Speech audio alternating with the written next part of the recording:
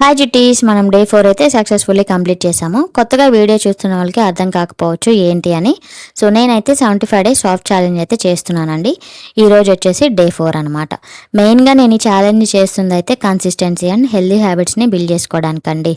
So far 4 days అయితే బాగానే ఉన్నాను. జంక్ ఫుడ్ అదంతా అసలు ఏం తినలేదండి, హెల్దీ ఫుడ్డే తింటున్నాను అనమాట. సో మీరు కూడా ఈ జర్నీని ఫాలో అవ్వాలి అంటే వెంటనే నా Instagram account and YouTube channel అయితే సబ్స్క్రైబ్ చేసుకోండి. సో దీంట్లో మెయిన్గా రూల్స్ వచ్చేసి అయితే మనం ఎర్లీ మార్నింగ్ లేయాలి, 30 to 45 minutes వర్కౌట్ అయితే చేయాలండి, 3 to 4 liters వాటర్ తాగాలి, హెల్దీ ఫుడ్ తీసుకోవాలి అండ్ అలానే ఏదైనా బుక్ చదవాలి, లేదా కొంచెం సేపు అయితే కొంచెం టైం అయితే మన కోసం మనమైతే కేటాయించాలన్నమాట.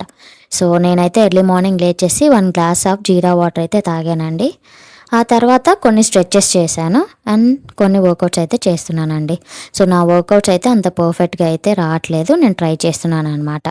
సో వర్కౌట్ అంతా ఫినిష్ అయిపోయాక నేనైతే రెడీ అయిపోయి బ్రేక్ఫాస్ట్ అయితే తిన్నానండి. బ్రేక్ఫాస్ట్ కింద అయితే నేను 1 whole egg, 4 నానబెట్టిన బాదాము అండ్ అలానే 1 జాంకాయ అయితే తిన్నానండి.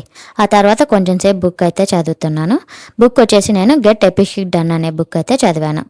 లంచ్ కింద అయితే నేను 180 grams రైస్, మునక్కాయ కర్రీ చేశానండి అండ్ అలానే 100 grams చికెన్ అనమాట ప్రోటీన్ కోసం. ఫైబర్ కింద అయితే కీరా, క్యారెట్, 1 glass ఆఫ్ మజ్జిగ. ఈవినింగ్ అయితే నేను స్కిప్పింగ్ అండ్ వాకింగ్ అయితే చేశానండి. భలే ప్రశాంతంగా ఉంది, పైన మంచి గాలి వస్తూ ఉందన్నమాట.